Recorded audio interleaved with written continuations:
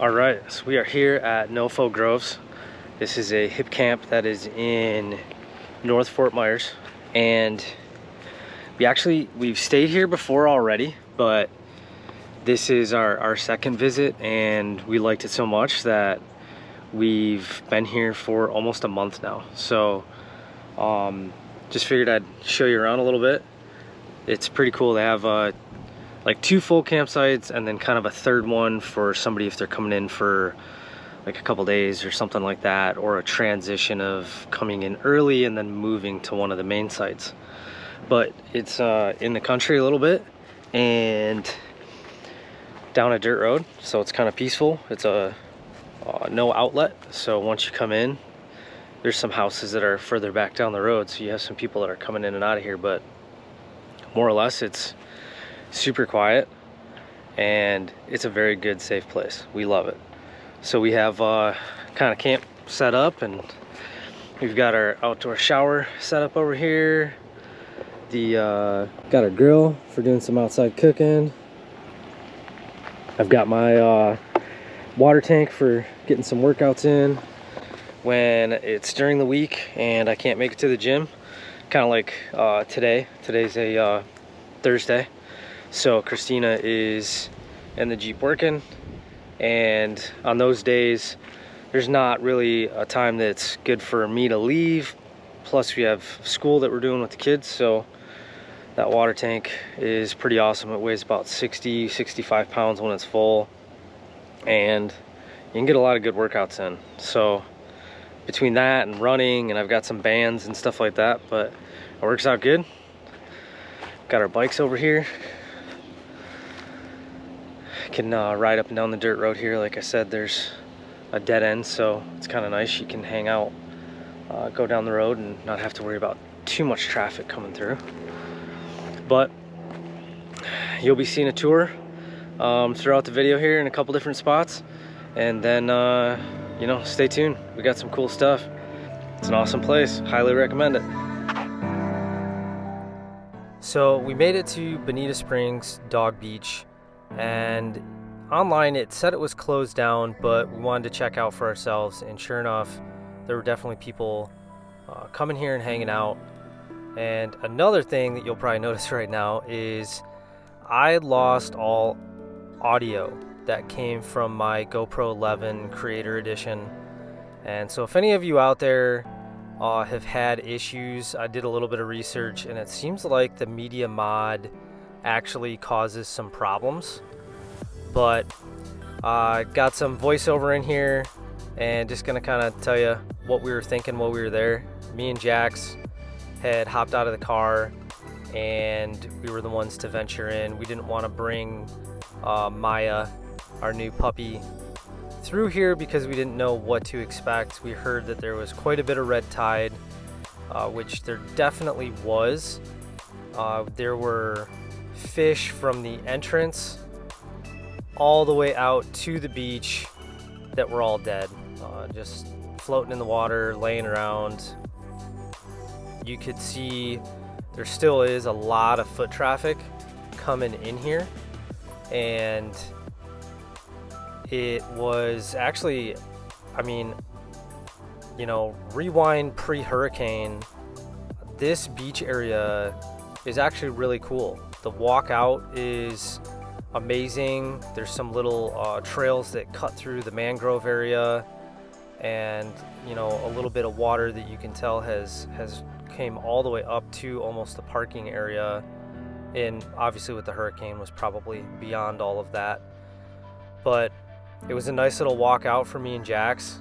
A little on the smelly side. You could definitely smell the red tide, but we got out to the beach area, and there's people hanging out there. There's dogs in the water. I mean, you know, red tide's not something where you should be worried about it to have any major health concerns. But, you know, with the new puppy, we definitely weren't gonna go hang out in the water and be around there. Plus the smell was not the greatest. But like I said, there's people out there hanging out, some dogs running around in the water, and we just wanted to, more than anything, check it out for future reference. traveling full time, we'll definitely be back down in this area. We've got family and friends around here, so we wanted to make sure that this would be a cool spot, and kind of figure out where it is and capture some of the video of some aftermath stuff of Hurricane Ian. And we're talking 3-4 months after, and there's still some things that are closed down, some really bad areas, which you'll see here in just a minute. We're gonna be leaving the beach area here, and we're gonna be actually driving through Fort Myers beach area.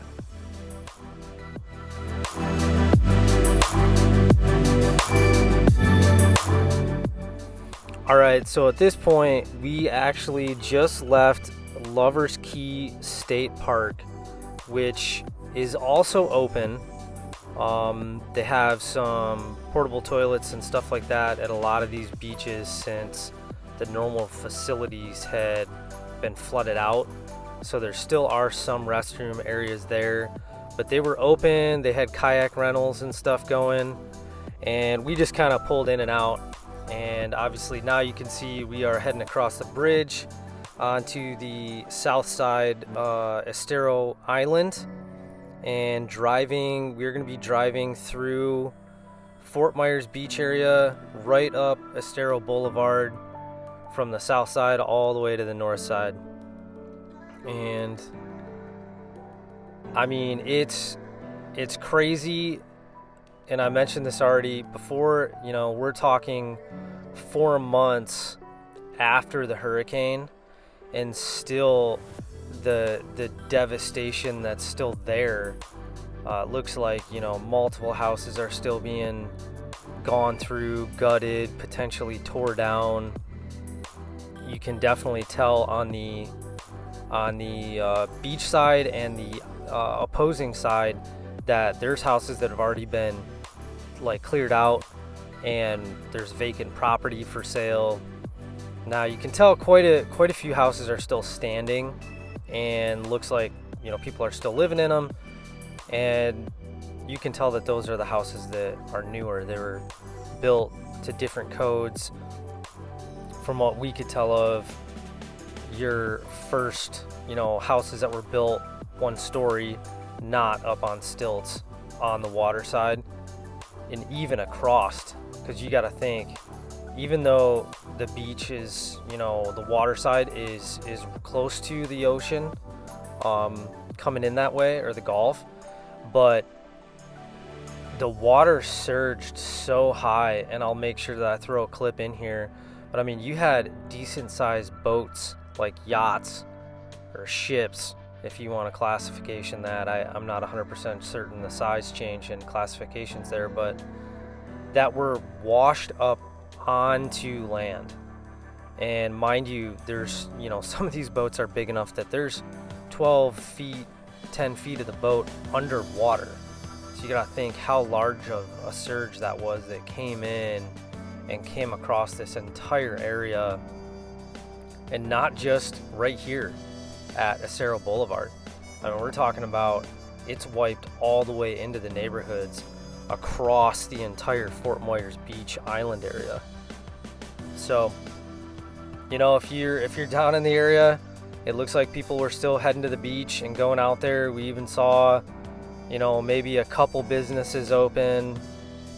They had a mobile trailer out there that looks like they were selling some merchandise to help support, the Fort Myers Beach area, which looked pretty neat. We were just driving through. We didn't have time to actually stop and hang out in the area, but it was crazy to see it. I want to say, natural disaster wise, this is the biggest thing we've ever seen in an aftermath. We're originally from Michigan. There's some pretty decent tornadoes that you can get up in the area that we're at, but we've never experienced anything along those lines. So it was definitely crazy seeing how vacant the shopping centers, the gas stations, everything's closed down, everything's cleared out. And there's still some people there, a lot of people in campers.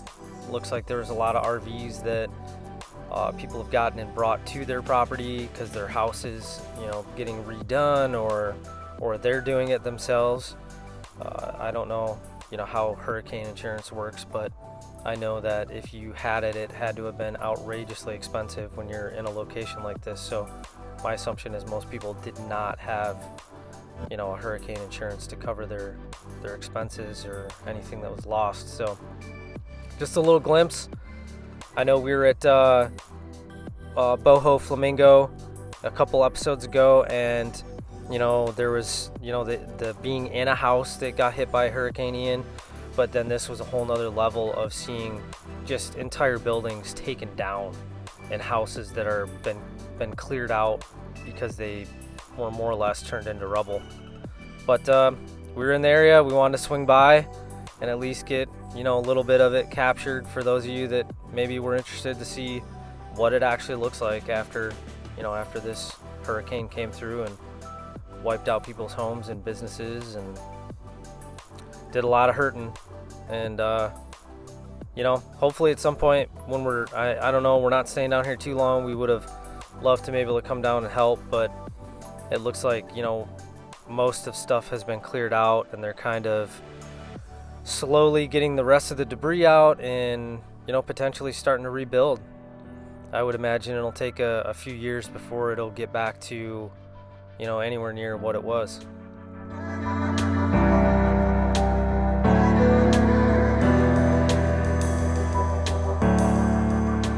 Here you go. Pancakes in the camper. Jack's safe. Right there. How they tasting? Good. Yeah? You're gonna have to eat those tomorrow too, because there's a lot. You can be alright with that? Okay. And we might all do bowling today. Oh yeah? I got a new game. On your new game? That'd be cool. Golf, sword fighting, bowling. It has what? Volleyball. Volleyball. That's cool. Nintendo Switch Sports. Yeah, Nintendo Switch Sports. It's actually And it works. $50. And it works in this small space. Hey guys. Which is good. I'm organizing. I'm not even through one bin yet. Bella's organizing. It's amazing how much stuff you can fit in this tiny camper. Oh, I love this shirt. Things that she didn't even know she had in here. I think we're all gonna do that though. Tommy Atkins, type of mango. Mm-hmm. But the ones that we're growing, we have like Dwarf Hawaiian, coconut cream, ice cream mango, creme brulee, Oh wow. sugarloaf, and they all have such really cool names. Yeah. It's like, I want to try that one. So we're trying to plant one of the varieties that we enjoy and that we've tasted. So then when someone comes to buy a fruit tree in the nursery, before they buy it, it's like, if you haven't tried it, like, here, if we have it growing, try it. That's awesome. So yeah, I don't know. That's how we got into mangoes and all of that. This one is more of like a Latin American fruit called a jocote. So here it's small right now, but it's very sour. So some people like really sweet fruit and other people like sour fruit. So it's really crunchy. Oh, it'll get like a little bit bigger than that size right there, but you just like eat into it, kind of like an apple. So if you like the sour apples, similar to that. Yeah. And then more than here. And here we have another mango. This is one of my favorite mangoes. It's called the Malika mango. Another name is I believe they call it a sunset mango, just because it's a long oblong mango. So I know in the store sometimes they're round, but this one's oblong and it literally looks like a sunset, the different colors that blend in. So it's just a very beautiful mango, and also the seed is fairly flat too. Hey look, they're coming up to say hi. Oh, I always forget the food. Okay. That's what they think. Yeah, they think we're coming up here to feed them. They might come. Like, that's what you're like, wait, are you coming up here?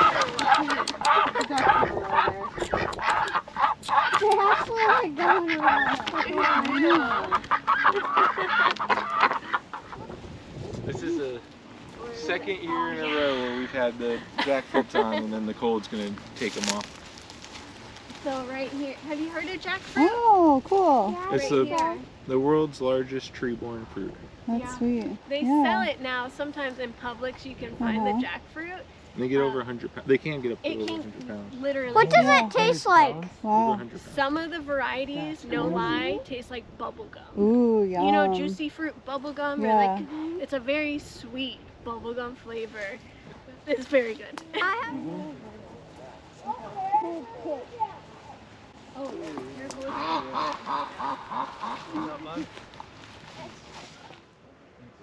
There you go. No, snap harder. It does go fast. That is I thought it was slow too. I sat here one day. So I was funny. so You don't have to determined. do it.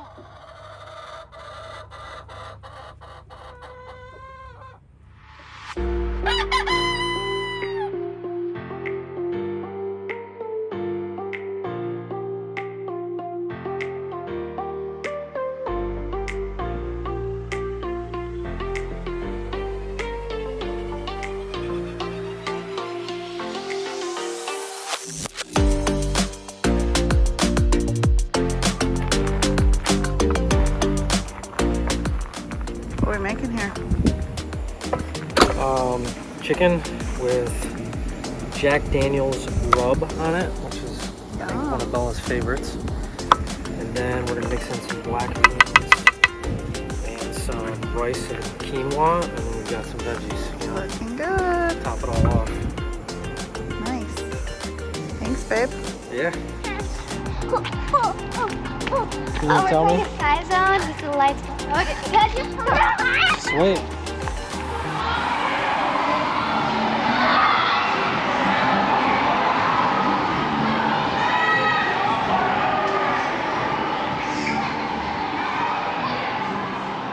Alright, we're gonna get some wristbands and do some jumping.